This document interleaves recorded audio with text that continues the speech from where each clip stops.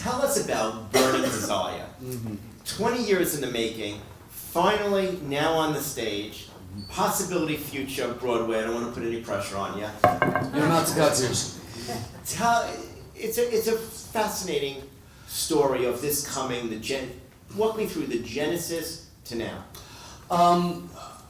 I've been a writer as long as I've been an actor. I've just had much more, success being an actor. Writing was one of my first loves.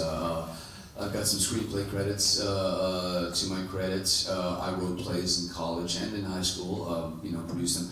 Never produced anything professionally before. But I continue to write. As a matter of fact, my series Longmire is written based on a series of novels by Craig Johnson. Craig's a dear friend. I wrote the foreword to his collection of short stories called Wait for Signs, and it's a nice piece. I went through a breakup in the early '90s. Everybody's gonna be googling now who was Lou dating. And it was kind of messy. And I wrote the opening monologue almost as it exists today, and I had no idea where I was gonna go with it. But I thought, you know what? Love can get so messy, so painful, so harsh, so dark, that the devil has got to have, something to do with it. And that was the epiphany that, if there's a balance to the universe, heaven and hell, God and Satan, the light and the darkness, why wouldn't Lucifer have half the responsibility for love? And it's like, okay, here we go. Lucifer is Cupid. Great, that's the basic premise of Burning Desire. Burning Desire.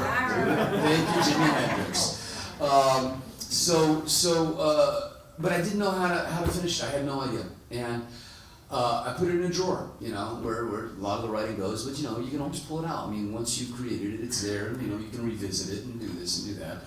And when I was doing The King and I here in '96, '97, I lived on the Upper West Side for 6 months. I ended up doing the play for 15 months. And then I had 3 dogs with me that ate the brownstone that I was living in. So I had to move and found a place out at Great Neck, Long Island. It was right on the Sound, gorgeous, had a yard, and I took the LIRR into the Grand Central Station, every day. It was fantastic. I was living this New York existence. And once again, like an epiphany, the play came to me. The last line of the play came to me, and I was able to connect point A to point Z, and I probably wrote it in a 2 to 3 week period. Amazing. Commuting on the LIRR. I don't drink anymore, but I used to get a 40, catch the midnight train in a brown paper bag. I was like Charles Bukowski, and so wrote it. Now, you would think writing would be enough. No, that's never the case. It's just not. It doesn't happen overnight. I think most people who try to make films, who try to create theater, know that very, very seldom does it, happen like this. I did a reading at the Roundabout with Melissa Errico and David Aaron Baker. We raised $30,000 for Broadway Cares Equity Fights AIDS. Play didn't get produced. 1999, I did a reading at the Coronet Theater with Brooke Shields and Noah Wiley and Swoozie Kurtz reading stage directions. And that's where I met my dear friend Richard Zavalia, who's here tonight, who is the director of the play. Yeah. And so that particular night, we raised $50,000 for pediatric AIDS. And the play was proving to be a real crowd pleaser. But I was thank goodness getting hired to do movies and television, and so really never had any time to push the project. A number of years later, I ended up doing, and at this point in my career, it's like, I have to keep getting back on stage. I can't just do movies and television. I have to keep getting back on stage and feeding that part of my soul, and keeping myself honest and keeping myself sharp when it comes to building characters. Because quite honestly, in film and television, you can get lazy. You can get really lazy and fat and happy, and your work suffers. So I was never going to let that happen. And I did a play went back to my old stomping grounds in Fort Worth. I did A Few Good Men with Jensen Ackles from Supernatural. Richie was in that play, playing the judge.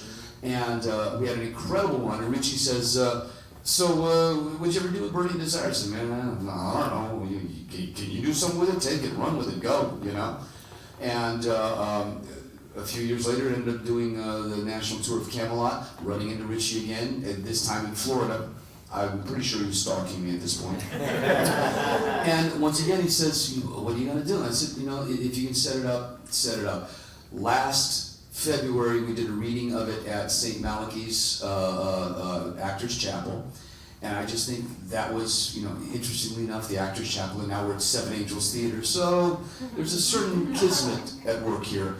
And because of that, Richie hooked back up with our old friend Dan Loria, from the Wonder Years and Lombardi here on stage, and Samina De Laurentiis, who is the creative director producer out at Seven Angels. They got talking, and we just had this I don't know, this moment where the stars aligned. I had a break in my schedule, and we were able to get it together.